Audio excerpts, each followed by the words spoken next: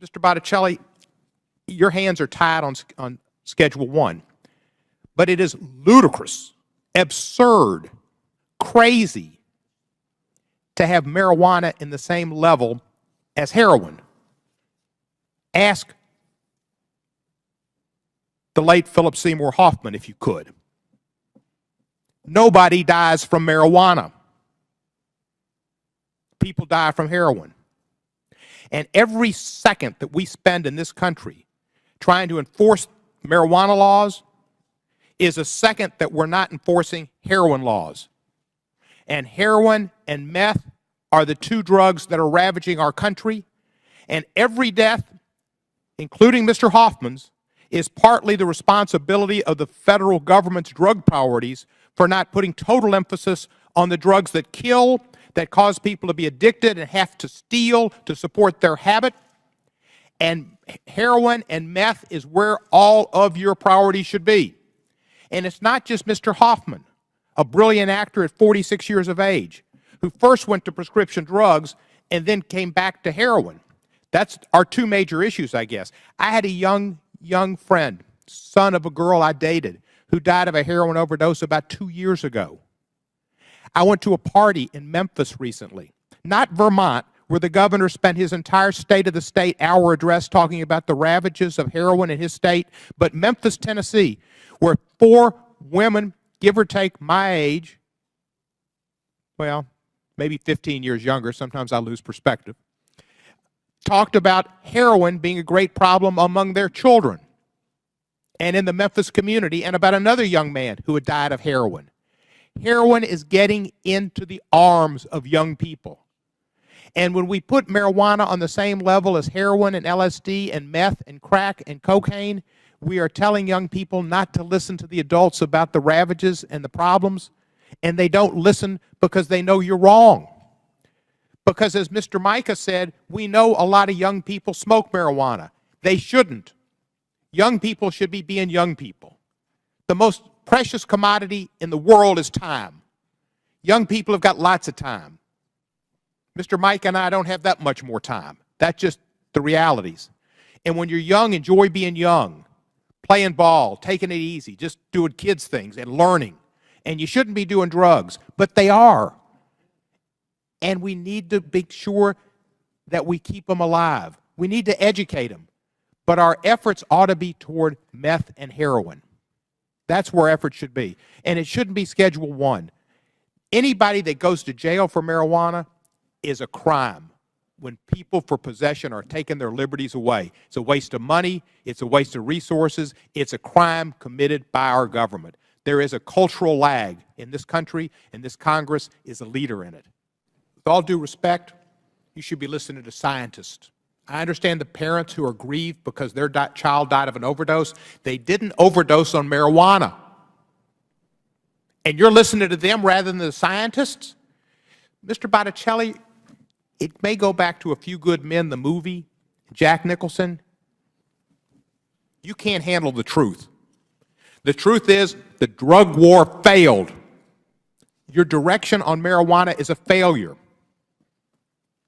Get to dealing and saving kids from heroin overdoses. My young 22-year-old friend died of a heroin overdose. Yeah, he smoked marijuana, probably the first thing he did. But that's not why he smoked heroin or shot it up. Maybe he did it because he heard people like you saying they're all bad and they're all terrible and you can't deal with the truth, and tell them, well, maybe marijuana doesn't kill you. Heroin does and meth does. They're different.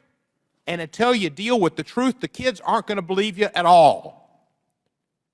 Now, you talked about alcohol, and you may have gotten to this.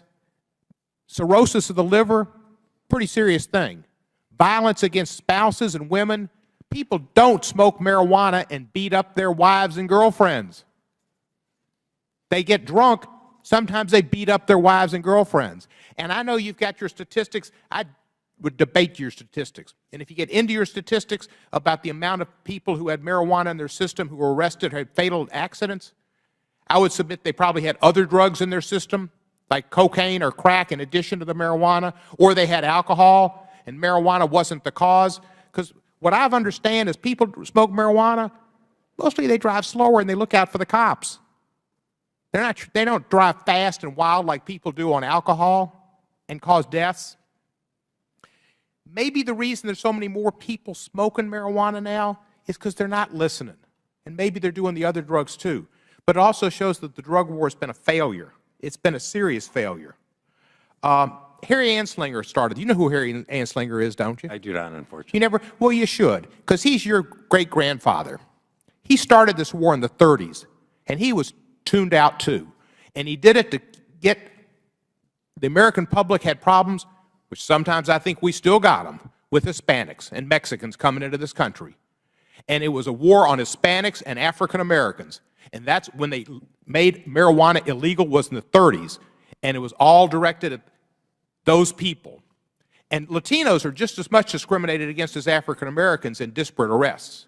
It still continues to this day. It's 85 years since Anslinger started this.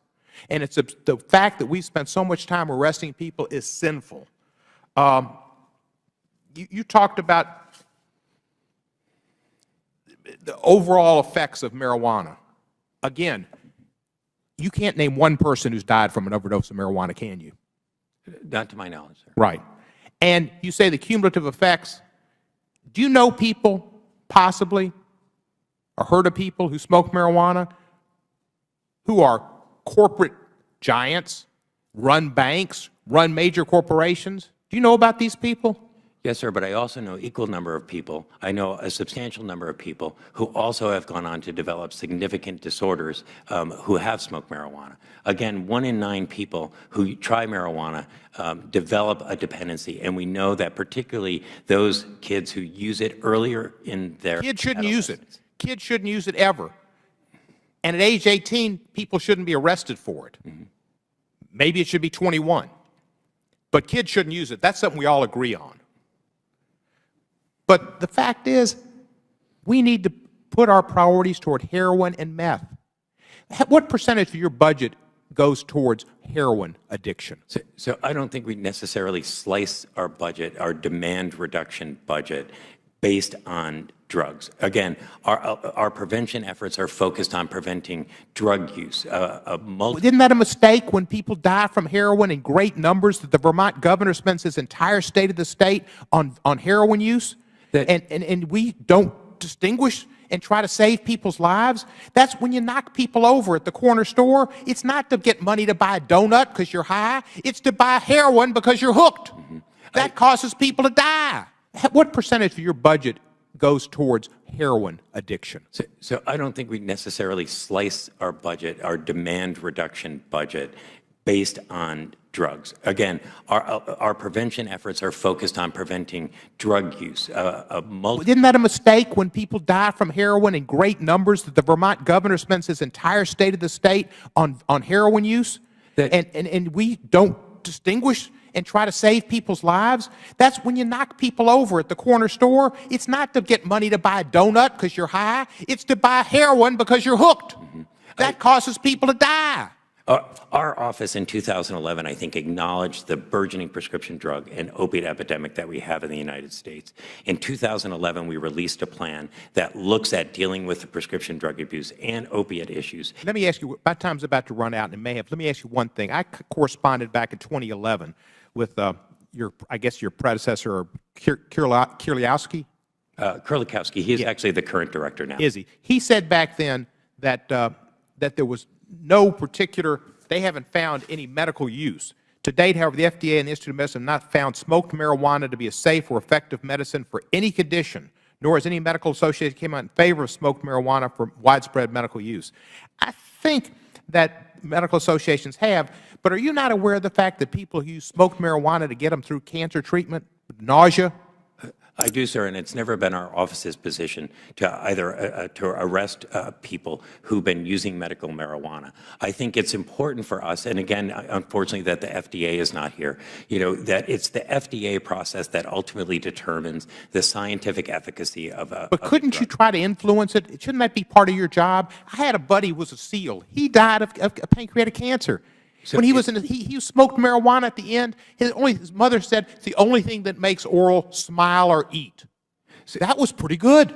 So our role in this is to rely on the FDA scientific process to determine. That's our influencing role, is to rely on the science. I would also say, and I find it unfortunate, and I think I would ask the chairman to invite Dr. Nora Volkow, who's the director of the National Institute on Drug Abuse, because that's where our policy and our science is derived from. We are a science-based office and a policy-based office. And I think if you listen to Dr. Volkow, who is not involved in a political discussion around substance use and marijuana, she will lay out for you the scientific evidence that. Well, let me ask you this. You are prohibited by law from using any funds to study marijuana legalization for medicinal purposes or any other reason. You're the only office in the federal government that's restricted in that way, and you're required to oppose any scheduling of Schedule I substances, rescheduling like marijuana, that have been approved for medical purposes.